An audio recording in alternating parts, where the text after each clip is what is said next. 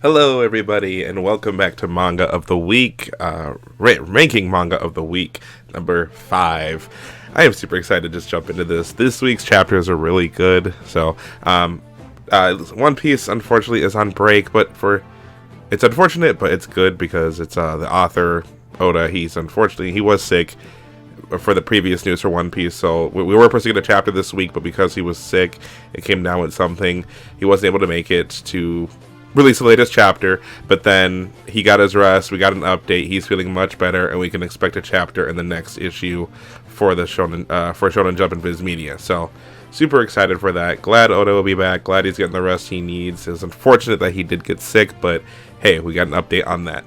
So this week we just have My Hero Academia, Dr. Stone, and Undead Unluck. I'm actually just jumping straight into it too. Definitely, if you want to read these, go check out the official sites for the official translations on the Viz Media site. Again, it's only $1.99 per month to sign up. Not a sponsor, but you know what? It's always going to give a friendly push if you really want to support your authors. So, today is right here, My Hero Academia, Chapter 262.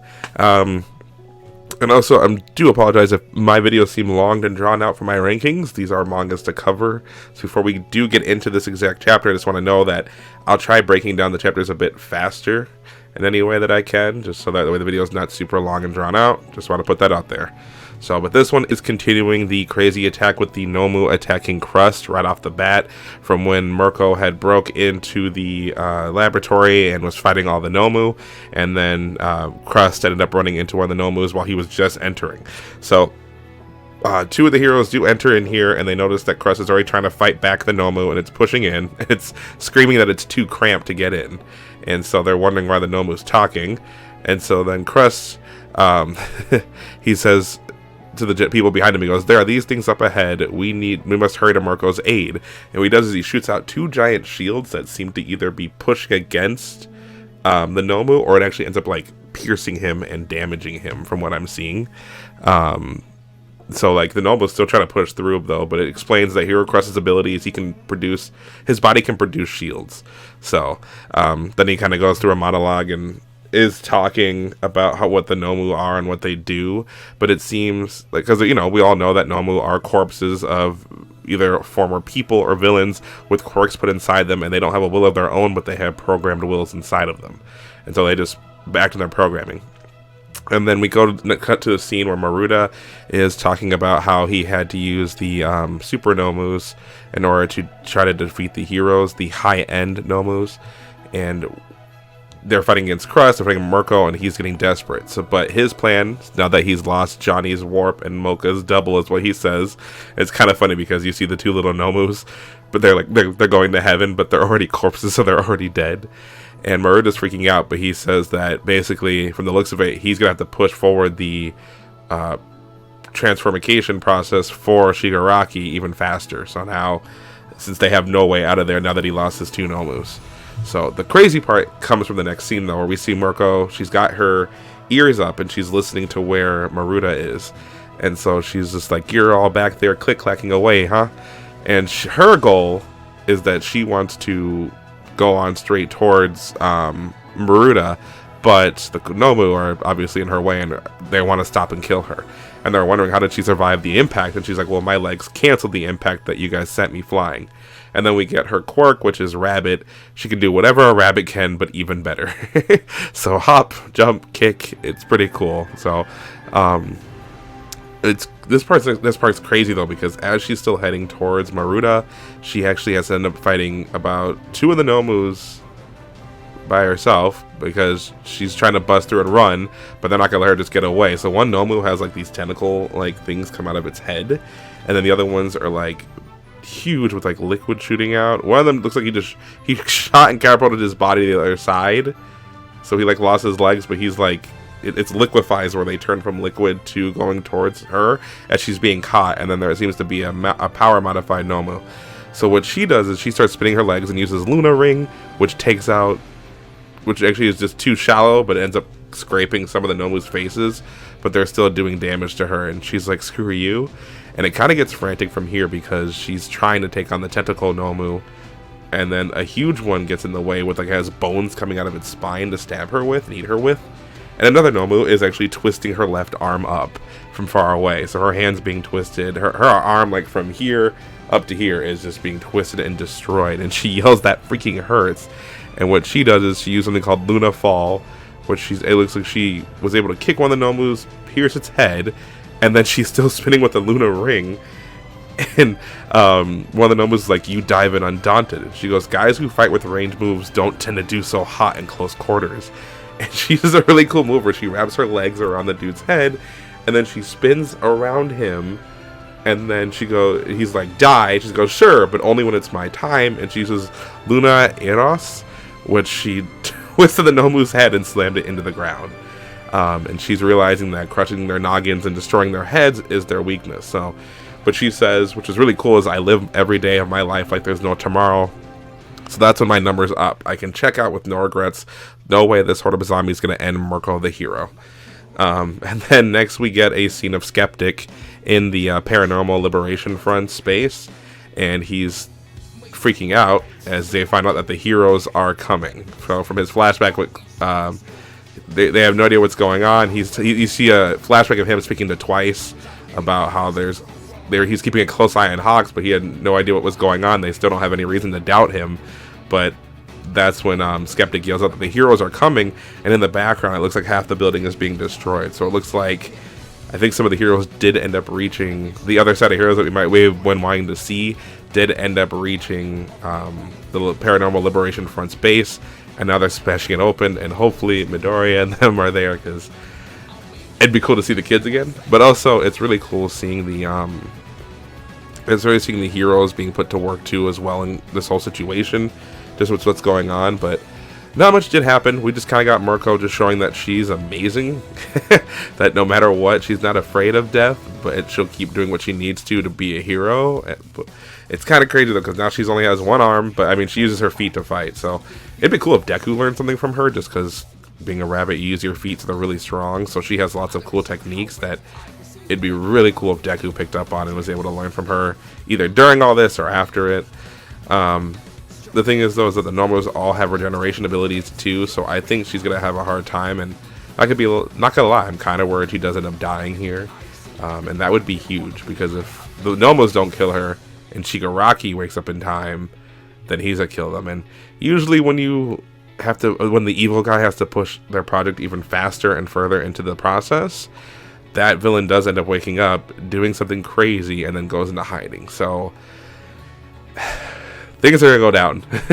Like, we're reaching like a huge point of things going down, and I don't know what's gonna really happen, how deaths are gonna happen. But last time we saw, My League Academia, that entire arc and chapters were just insane for what the power-ups of the villains. So I'm really worried about Shigaraki waking up and decimating a crap load of villains and people. But yeah, that was My Hero Academia chapter 262. I liked this one, but again, not a lot happened or progressed, but it had like that fear of things going bad for Mirko, but also just then that revelation that she survived and she's kicking a lot of butt, and I can't wait to see more of it. Alright, and then next we have here Undead Unluck number 7. Instead of doing the series last, I kind of just want to throw it in there as second this time. This has been a really nice series, actually. It's kind of funny. It's been funny a lot of the way through, and just kind of wanting to know how it's going to end has already hit me. Jeez Louise. Yeah, so, sorry about that. Yeah, so one thing for sure, though, is that I recommend to check the series out. It's still just started, again, being only 7 chapters in, but you're kind of curious as far as what's going to happen. So, but it continues where Fuuko and Andy are now against Gina. Still, right now they revealed what her negate abilities are. She kind of has a dome against her and invisible hands that are now covered in Andy's blood, as he blew himself up to have it spread across. So right now she's talking about, even though her ability and what she has, she's still like, well, how are you gonna beat me? And Andy's like, well, he's like, just because we can see your attack, it doesn't mean we can do anything against it immediately, but doesn't mean we don't have options. And you look and you see that Fuuko is hugging onto Andy with her chest completely bare, and her clothes are still on her. So she's touching him with her skin, so that way he gets some built up bad luck. And so he's just like, hey, just to let you know, hold on to me so we can use that bad luck against her. She goes, for how many minutes? He's like, no clue. So basically this entire time she'll be holding her. And Gina gets super jealous and pissed off because she's like, what are you doing pushing up your knockers against Andy? And she's like, I've got no other choice. And she goes, wait a minute, Lucky, I thought you were one of the good ones, but I see you've seduced him with your voluptuous bosoms. She's like, my what?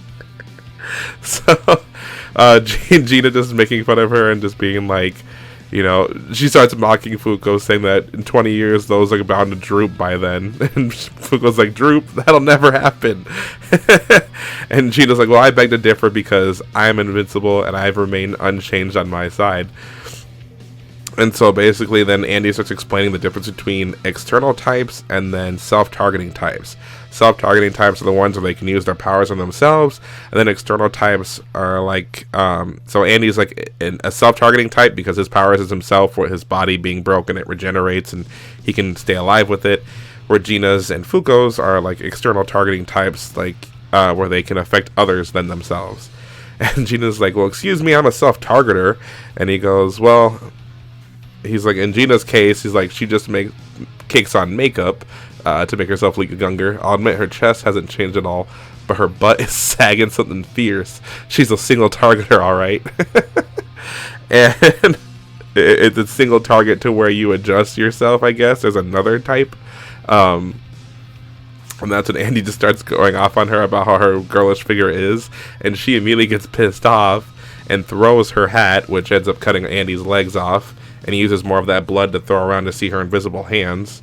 And so then what he does is he's telling them how they have to get in there to beat her, because she still has the barrier and she's going up like some stairs right now, and they need to figure out some way to get into her barrier to stop her.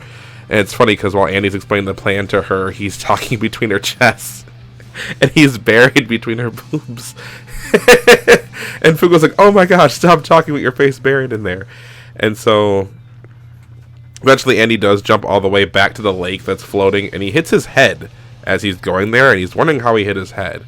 And Gina explains that, you know, Shen, the karate kung fu guy that they couldn't beat, she's like, he didn't explain to you that there's we're investigating a UMA that's supposedly hiding out here. And so she undoes the cloaking of what is covering above them, and it's actually a UFO spaceship. So you're like, what? Aliens are involved now? So most likely an alien or something will appear out of that hull before this is over with, or during it. Yeah, no, during it or either afterwards. So they'll have like a new ally or something crazy will happen now from here. But Gina goes, you know, even though if I do lose this here, I can make up for it because I'll be catching something much more important, both of you.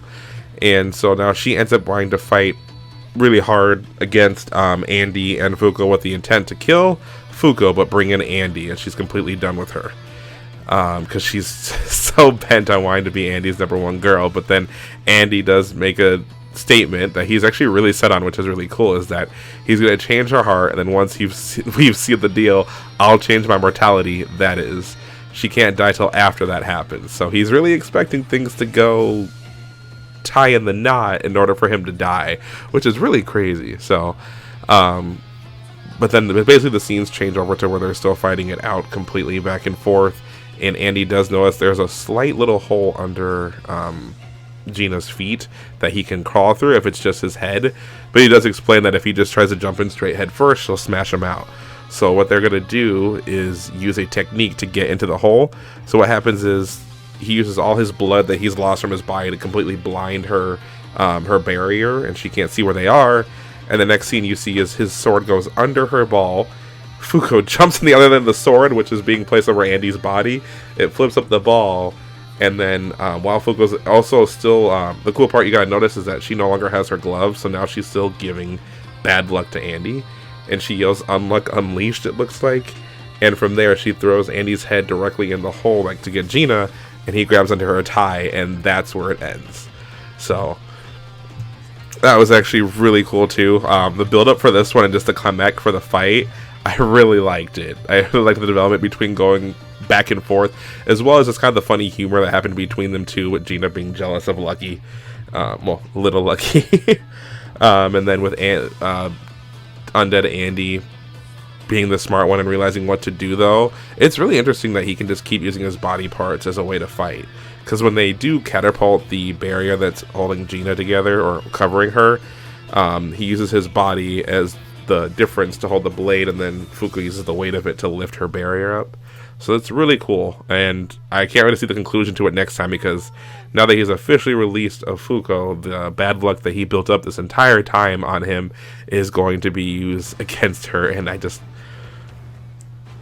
the UFO might have a big part to play with this bad luck.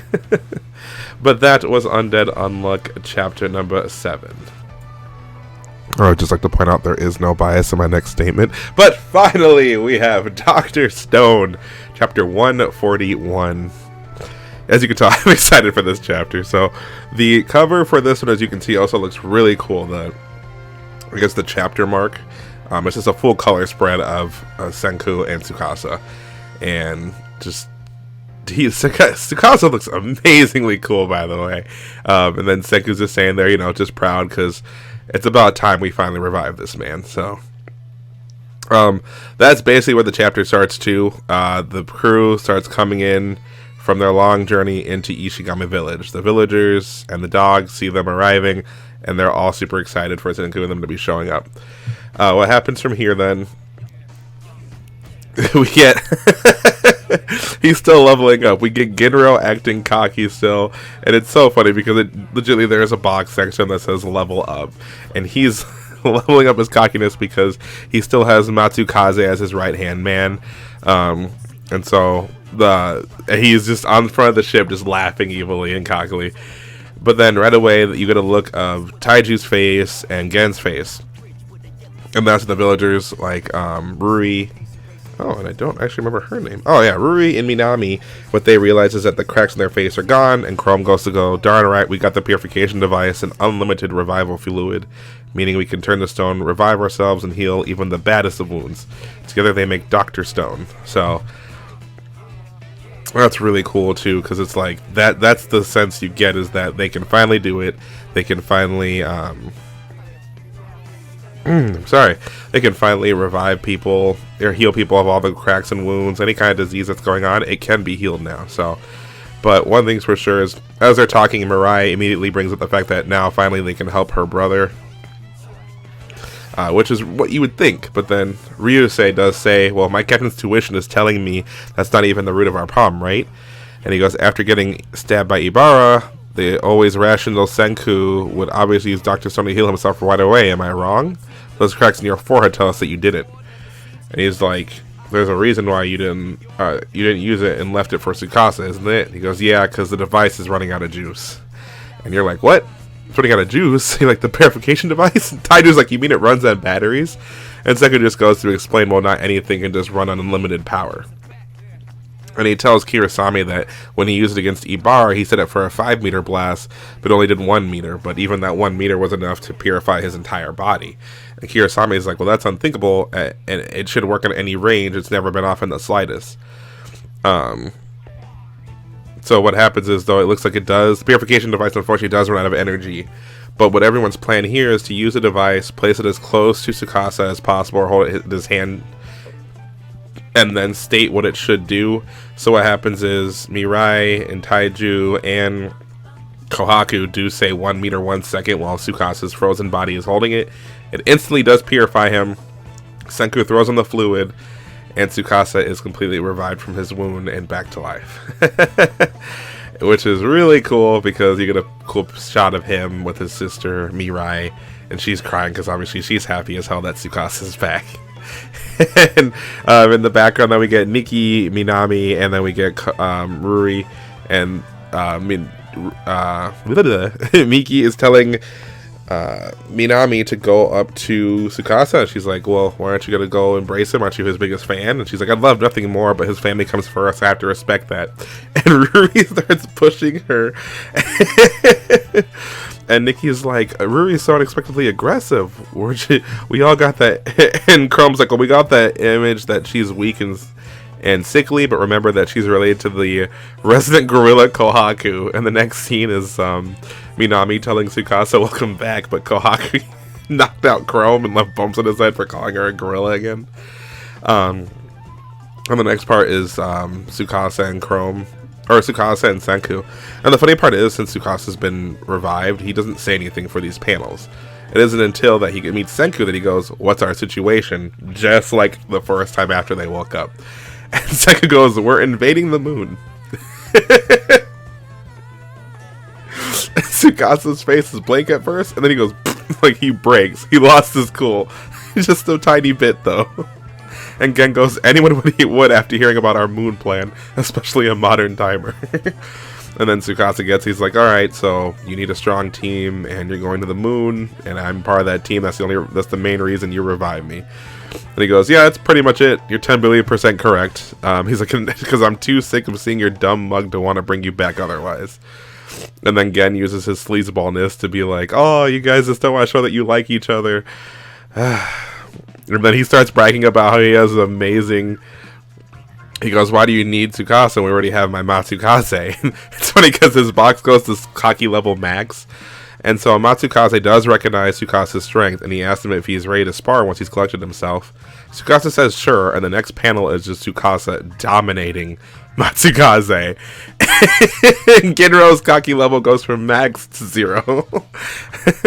So that's kind of crazy though. Tsukasa is still that strong. He's still the strongest being during this modern time. And then in the background you have Yo, who has his gun, and he's just like talking about how if you talk about trying to kill people or commit crimes, I'll shoot you. And Nikki's like, we can see your hand shifting from there. But Tsukasa does recognize his strength, and he says that he has no right to join as a warrior for the science team for what he did at smashing so many statues and hurting so many people. Senku just goes, get over it. I have a friend that's just like that too. And so, you know, he's like, I don't care about all the annoying stuff. Humanity's on the right path now. We're doing what we need to do to save humanity. So all that's in the past is in the past. So then what they're talking about is... then Suri does ask, so if the battery's done, and since you didn't get petrified again, are you going to have those cracks on your face? And Senku doesn't care about that at all. He's just like he couldn't care 1 millimeter about that. Because for him, it's just getting the Dr. Stone completely set, so that way they can purify and save everyone. And at that time, when he is purified and saved from it again, that's when he'll be healed from his cracks. So Gen uses this as a moment to like bring the team together, which is really cool. It's after reading this from the beginning and watching it from the beginning of the series, just seeing that how they went to being many different kids and different people to just being good friends through the whole thing. Gen puts up an idea that they'll just redraw their scars on themselves as a symbol of the day that they finally triumph. They'll remove that paint, so everyone redoes their scars on their body exactly the way they were done before when they came out from the petrification. And so it's just a good symbolism to be like, once we finally have saved the day and we finally found a way to save all humanity, these scars will be completely gone. And Gen does bring like a pot of the black ink to Tsukasa, and he's like, why don't you join us? Or are you the type to whine about unsightly blemishes? And everyone's like, how can he refuse after the way Gen put it like that? And Tsukasa does make the scars on his face, and right here is the part that I've been waiting for. It'll be a next chapter, unfortunately, but they start talking about how the Kingdom of Science is finally on the road to invading the moon. They're going to have a blast creating a spaceship, and here's the road map. And that's how the chapter ends, and I've been wanting to see this road map for a long time. So I want to see the years that's going to go into this. And it does say March 8th, so no delay. Next chapter will be next Sunday, and I'm super excited. No delay for any of these, and I want to read them again. So, but Dr. Stone ended on a great note. That was Dr. Stone chapter 141.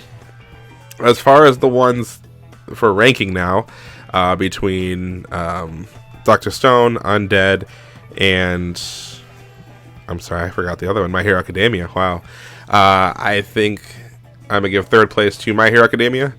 just because again there is not much development. It's just action right now and fighting, and then the development was finding out their quirks, but it wasn't as far as like a story moving progression wise going, which is cool. The battle scenes are really amazing and they're awesome, but if you're looking for like a good ranking as far as like in-depth story and action, or like a good combination, right now My Hero Academia is making its way there, but just this chapter in general wasn't that, so that'll be third place. Undead Unluck will be taking second place, because that one does have the progression, and the progression of the action between Fuuko and Andy versus Gina, more of the history of Gina and her powers, as well as what it is, the different types of people and how their powers can affect other people, affect themselves, and then a development with the UFO, and then a really good use of like the build-up between Andy and Fuuko's like trust for each other, how he's still on the whole he wants to get with her thing, but just for him to die, and he just also wants to help her out and protect her, and then things are getting really hairy, and it's reaching towards the conclusion of the fight, which kind of sucks because the fight only started about 2-3 chapters ago. I didn't think it'd end so soon. And then finally, lastly, once it does end and resolve, I'm also expecting it to be pretty cool. Again, the way her bad luck always works and how it can just overwhelm somebody with a really disaster situation is always hilarious to me.